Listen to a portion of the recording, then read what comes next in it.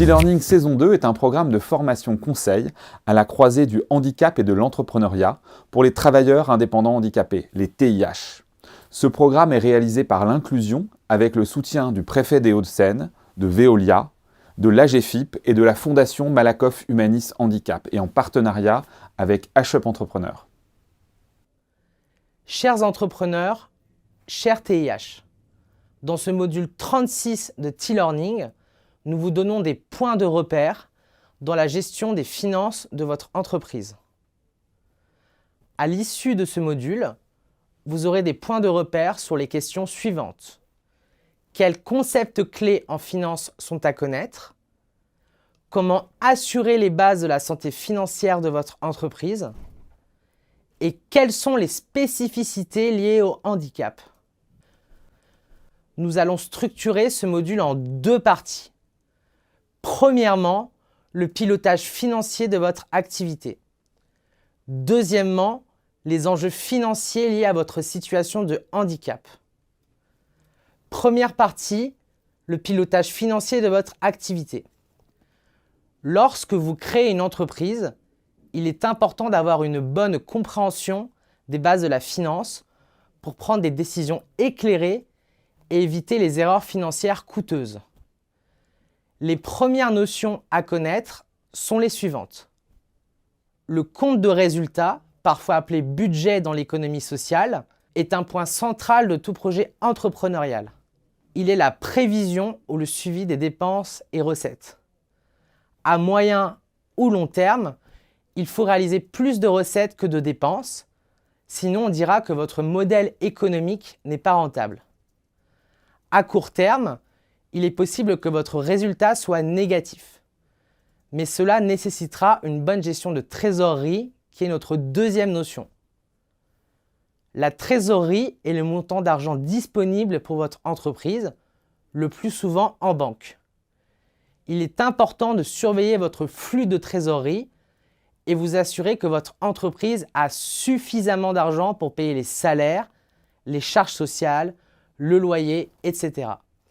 Sachant que les encaissements et décaissements ne se produisent pas toujours en même temps.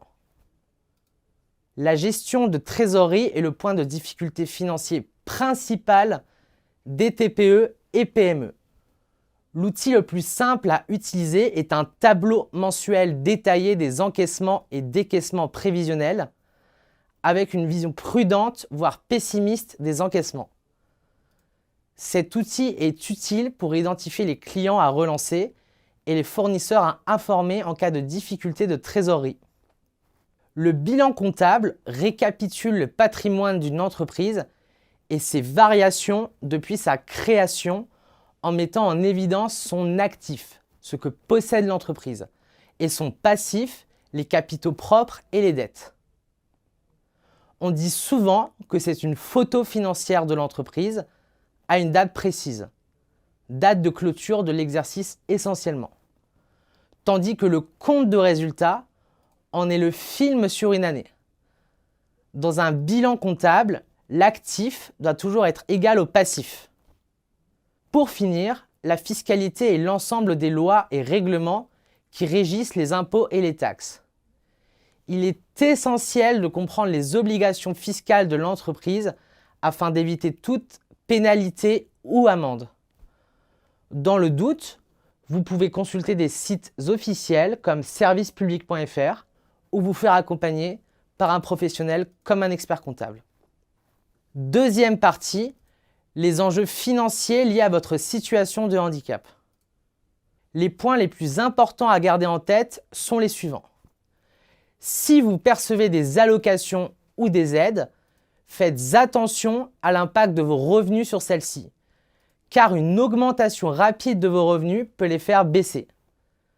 Vous avez le droit à des dispositifs de financement spécifiques et à des dispositifs classiques qui s'appliqueront de manière spécifique en raison de votre statut de TIH ou de TH.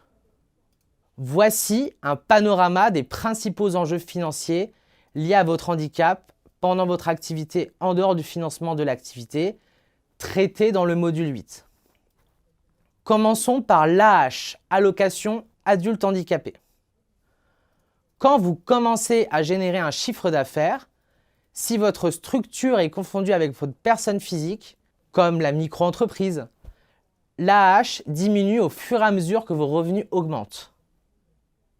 Si vous avez opté pour un statut vous permettant de dissocier revenus de l'entreprise et revenus personnels, SAS, SASU et SARL, vous pouvez percevoir l'AAH à taux plein tant que vous ne dépassez pas un certain plafond de ressources.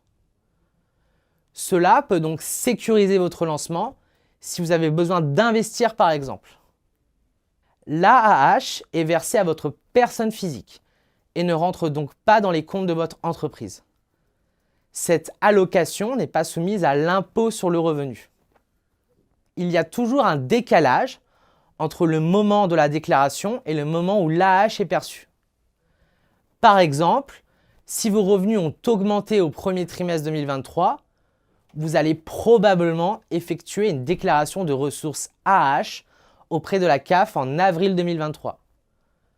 L'AAH, versée en mai, juin et juillet 2023, sera certainement impactée par les résultats du premier trimestre. Poursuivons avec la pension d'invalidité. Elle est versée par l'assurance maladie en cas de perte de revenus et son montant peut être revenu à la hausse ou à la baisse selon l'évolution de votre état de santé ou si vous reprenez une activité professionnelle. Elle est obtenue à partir de vos 10 meilleures années de salaire. Ainsi, en cas de reprise d'activité et de dépassement de votre précédent salaire, votre pension est réduite du montant du dépassement pour garantir une somme égale à celle du salaire perçu avant l'invalidité.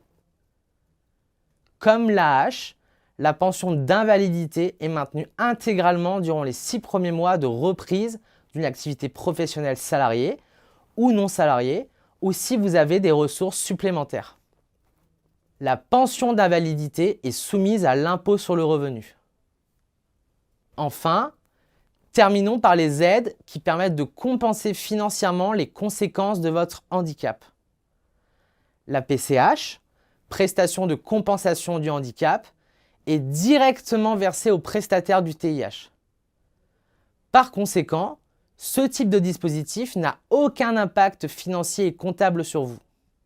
Si vous percevez la RLH, reconnaissance de la lourdeur du handicap, en étant micro-entrepreneur, vous recevrez les versements sur votre compte à usage professionnel. Généralement, un compte séparé de votre compte personnel est demandé par les banques pour bien distinguer vos activités.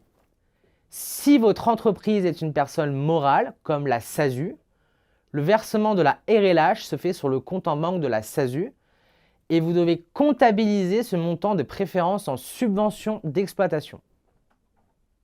Pour conclure ce module, en tant qu'entrepreneur, il est essentiel de comprendre comment fonctionne un compte de résultat, un tableau de trésorerie et à terme, un bilan. En tant que travailleur handicapé, vous aurez en général accès à des ressources financières spécifiques qu'il faut apprendre à gérer correctement. Si vous manquez d'aisance, nous vous conseillons de travailler avec un expert comptable afin d'obtenir des conseils spécifiques en fonction de votre situation individuelle et de votre situation de handicap. Merci d'avoir suivi ce module. Pour aller plus loin, rendez-vous sur tlearning.fr, www.tirning.fr